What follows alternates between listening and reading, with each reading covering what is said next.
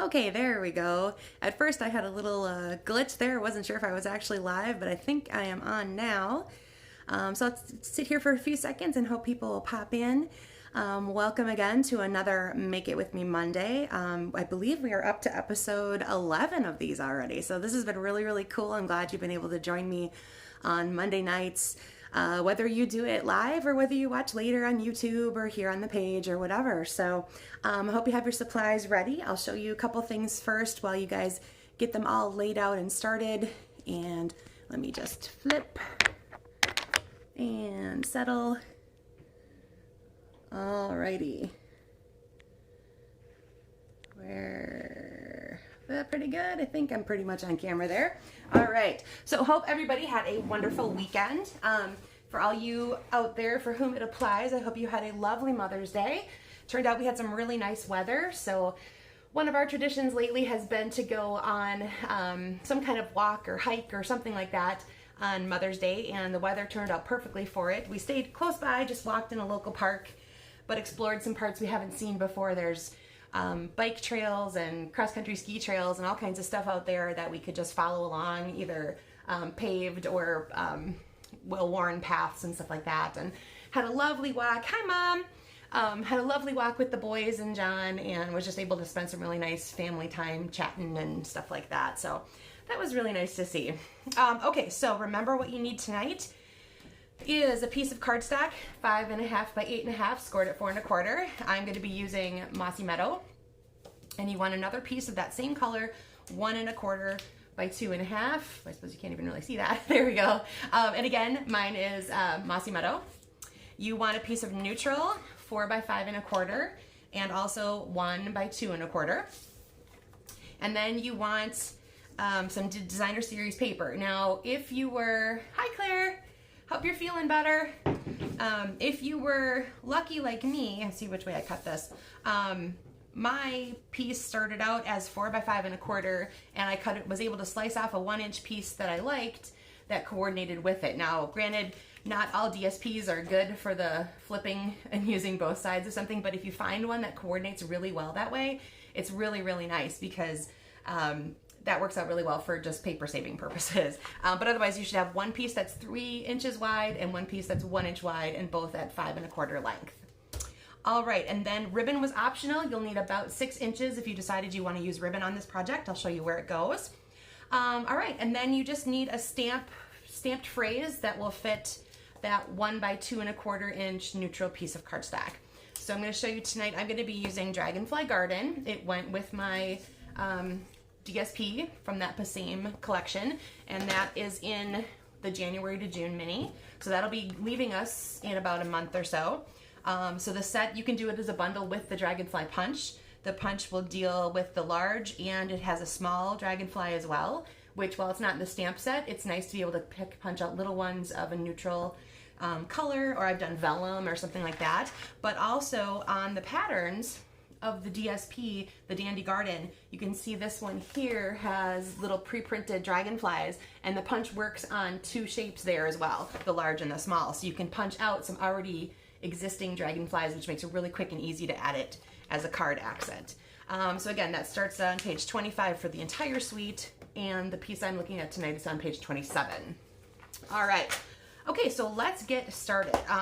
The only stamping, again, that you have to do is to put that phrase on your 1 by 2 1/4. So while you're doing that, I'm going to show you what I'm going to do with my piece that's 1 inch wide. It's very white in the background, and I kind of want to darken that up a little bit. So I'm going to take my Mossy Meadow ink pad and my blending brush, and I'm going to get a little bit of ink on there. And then I'm just going to lightly, and I have to go really careful with this thin piece of paper because I don't want it to wrinkle up too much. But I'm going to add some color to it just to make it not quite so stark. And as you can see, I start by starting off and going on to the paper. If you go directly on, you'll see I did that there on purpose for you guys. If you start directly on, sometimes you push a little too hard and you'll get a little blotch, and you don't necessarily want a blotchy look. So I always start a little bit off and then blend into the paper. Okay, so there you go. So that's how mine's gonna look, because like I said, the white to me was a little too stark, and I didn't want that quite to show up so starkly. Okay, so here we go. You are gonna take your 4 by 5 1/4 piece, and you're going to use this basically just as a guide. Hi Kathy, good to see you tonight. As a guide to place your 1 3 inches across the 4 inches here. And that way, in case anything's cut a little too wide or something like that, you have a spot to trim off. All right, so it doesn't really matter which piece you start with. You're gonna put your bigger piece on the right and your smaller piece on the left, okay? So go ahead and mount those on that white piece of paper. Whoop. Make sure I'm still in camera there. All right, whoop. And this is also why I do this on this, because if it's a little forgiving and I need to bring it back up again, I'm not wrecking my card base. All right, there we go. All right, there's my 3 inch wide one. And here goes my 1 inch. Alrighty. I guess technically that kind of looks upside down. There is sort of a direction to that part. So if you have a directional shape or type of piece of paper, obviously make sure that yours is going vertical top to bottom. Okay, now if you opted, I guess I'll show you too. You could also do, if you want to take, like with this, and brush across some of that whiteness in the background here, you can also darken up something that's already existing on DSP as well. So that's an option. These blending brushes are really fun to play with. They're super soft, and you can see as they go through, like see all the tiny bristles that kind of show as I'm going through there. These are so fun to play with. All right. Okay, so if you are using ribbon tonight, this is where it's going to come into play. So I'm going to take some white crinkled seam binding. And if you don't want to measure, this is the easiest way to do it. You're going to take one end and add some adhesive. I'm going to use a glue dot. Put it between, so it overlaps those 2 layers. And then tuck the adhesive to the back, okay? And then you can see about how much you need. Trim off some parts at the bottom here and add more adhesive. Now, if you've seen me do this in the past, alternatively, sometimes what I do is I'll just use regular Scotch tape on each end. And as you go around, then you just tape it down. So that's another really easy adhesive to use on this as well. But I'm just gonna use one of my glue dots to put that into place. We should be moved over a little bit. All right, so again, it goes in between those 2 parts and stuck to the back. Whoop, my glue dot moved because I wasn't watching. I'm having quite the case of Mondays today. I don't know about anybody else, but it's one of those, you know, things are not working out the way they're supposed to practically no matter what I do. Okay, now you're gonna take your card base and fold that in half. And of course I left my scoring tool over in my main station, so I'm just gonna use the edge of my scissor case here to get a nice crease. Now you have one of 2 options here. You can obviously tape that down directly to your cardstock. If you want a little bit of height, go ahead and add dimensionals on the back. So again, depending on what you're doing with this, if you're gonna be mailing your cards, I tend to lay off some of the layering on that just so to save the postage potential of getting extra postage put on it or whatever. So you can bump this part up like I said, or choose to leave it flat and make sure we're doing that the right direction. Alternatively, then if you have a very dark card base like I do, you might want to have another, pardon me, 4 by 1 1/4 neutral piece to put on the inside so you can write or stamp your message in there. Okay, so there's the front face of your card. You're going to take that part you stamped. Mine says, "Thank you for your kindness," and that again comes from the Dragonfly Garden. And we're going to attach that to our 1 1/4 by 2 1/2 sheet of coordinating cardstock. All right, and then again, you can either tape this down directly. I'll do that on this part since I bumped up the other part, or you can add dimensionals to the back and again make that a little bit higher. This can go down here, it can go up here, it can go in the corner, pretty much anywhere you want to go. I'm going to go kind of toward the corner, and that is the base of that card. I'm going to step this little part up right away, and I'm going to add a bow. You could do a little knot, whatever you want to do with that cord. If you use that coordinating ribbon, you can use this option as well. So I'm going to tie a little bow. Whoops. See again what I said about things not quite going the way you planned. Good news is we're in the home stretch of Monday and it's almost sort of over, right? Okay, there we go. We've got our bow. I'm going to put a little glue dot on the back where the knot sits, and I'm going to put it right up at the top. So it looks like it came tied with that piece that you put down, except you did a little bit of saving on the ribbon and a little bit of the bulk, because if you had tried to spread that around and knot it, it would be a little bit bulkier and you'd have a whole bunch of ribbon going down the back that you never see. So I tend to do my stuff this way because, like I said, it feels like I save ribbon that way. All right, so super quick, super simple, but a really fun way to show off your designer series papers so that you can get the most bang for your buck. And the 4-inch width is a really good way to cut, especially 12 by 12s, because you've got a 12-inch across, obviously. So either a 3 or a 4 or a 2, those really nice even numbers make for great cutting across the board there.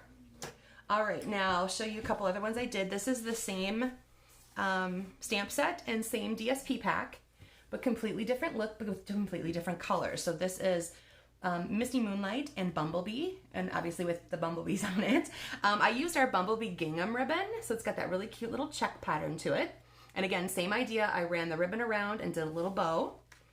And I don't recall, yes, this is actually the same sheet of DSP, so I was able to just trim. I started a cut at 4, and then I just cut off 3 inches or 1 inch or however you want to look at that to make the other way. All right, and I'll show you where I got the inspiration piece for this. I'm in a monthly swap with some other demonstrators, and this one was done by Trisha Josephs, and I forgot to take it out of the plastic, so I'm gonna do that because I don't want the glare.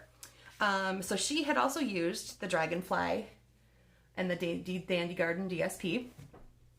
Now, if you look closely, her dimensions are a little bit smaller. Her 4 1/4 by 5, or 4 by 5 1/4 piece is actually another piece of cardstock. And then she cut even smaller. Her DSP left a little gap in between. So there's a little bit of that green showing, and she ran her ribbon across this particular part, and then the verse is over here. So just for ease and cutting purposes, I gave you guys this dimension because it's a little quicker, a little less materials to be using. But either way is really, really pretty. And I went back through, I just happened to go back through some of my samples, and I found I had done something similar with an old set. This was in the just retired annual catalog. This was the Peony Garden DSP. But basically the same concept. I had taken this part here and cut a piece, and then let's see if they're the same sheet of DSP. They are the same sheet of DSP. So again, really nice, easy way to do that.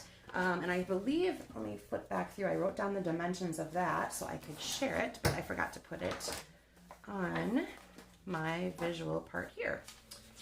So let me see where that went.